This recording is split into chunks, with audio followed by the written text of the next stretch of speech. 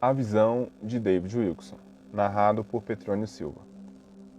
Peço a compreensão dos irmãos em relação à leitura, pois o texto foi traduzido do espanhol e algumas partes não têm vírgula. Capítulo 3, tópico 14. Cristãos cheios do Espírito Santo, oscilantes ou inseguros, sem firmeza. Vejo muitos cristãos nos últimos tempos que uma vez amaram a Deus de todo o coração, caminhando em direção ao naufrágio pelo seu obsessivo amor ao prazer. Aqueles que amam a Deus não encontram prazer nem nas drogas, nem nas relações sexuais ilícitas, nem no álcool, no cigarro e nem nas obscenidades. E o diabo sabe muito bem disso. A maior parte dos prazeres carnais ofendem aos cristãos e causam repulsas neles. Vejo milhares de cristãos sentados em teatros, expondo-se a influências desagradantes que antes os aborreciam. Estes não têm se entregado a nenhum pecado em particular, mas têm se acomodado muito bem ao seu passatempo, aos filmes de humor, às festas muito badaladas, às reuniões sociais e ao saborear o vinho. Estes cristãos realmente, eles amam a Deus, mas amam ainda mais os seus prazeres.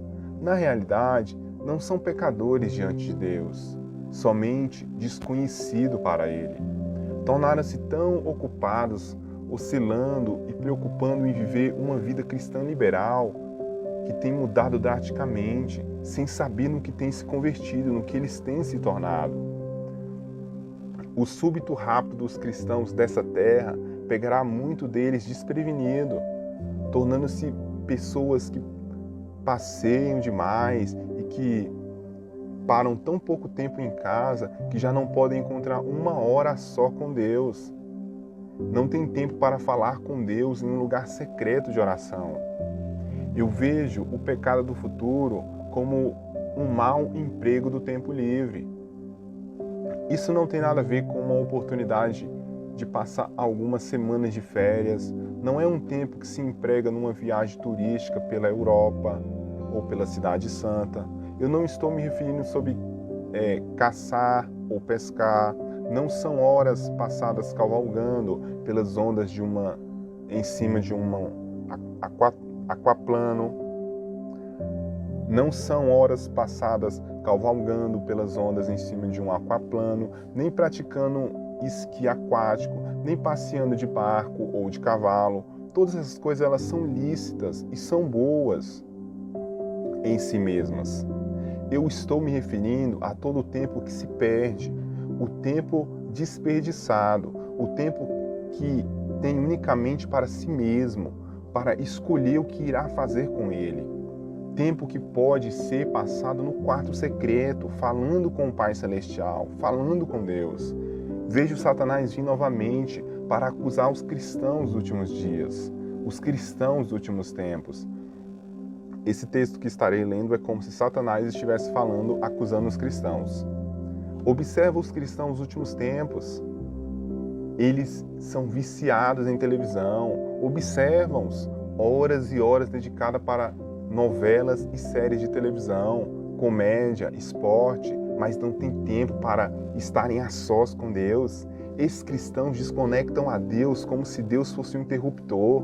Ele vai caçar, pescar, viajar, vai jogar tênis, golfe, basquete, vai ao cinema, festa e tem se tornado alguém que há bastante tempo tem bastante tempo para passear, mas não tem tempo para ler a Bíblia e para orar. Este é os cristãos dos últimos tempos que se supõem andar pela fé? É este aqueles cuja fé vencerá o mundo?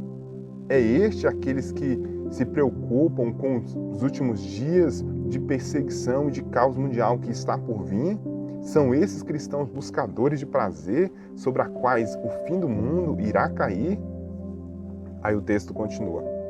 O maior pecado do futuro contra Deus não é desonrar o corpo ou satisfazer a carne e nem sequer blasfemar o seu nome. O maior pecado contra Deus agora é simplesmente ignorá-lo, justamente num dia e numa época em que Ele está chamando, está falando tão claramente. Veja uma evolução irônica.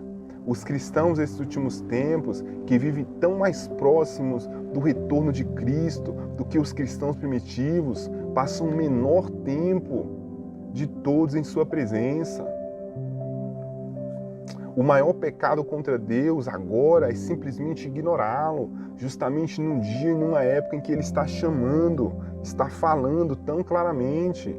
Veja uma evolução irônica. Os cristãos desses últimos tempos, que vivem tão mais próximos do retorno de Cristo do que os cristãos primitivos, passam o menor tempo de todos em sua presença. A mensagem de juízo que vem do retorno de Jesus Cristo não será compreendida por todos os cristãos, pela mesma razão que a mensagem de juízo iminentes não penetrou na mente e nem no coração da geração de Noé, porque estavam tão apaixonados pelo prazer de comprar, vender, plantar e fazer amor. A mensagem de juízo que vem do retorno de Jesus Cristo não será compreendida por todos os cristãos, pela mesma razão que a mensagem de juízo iminente não penetrou no coração da geração de Noé, porque estavam tão apaixonados pelo prazer de comprar, vender, plantar e fazer amor. Que Deus abençoe a todos.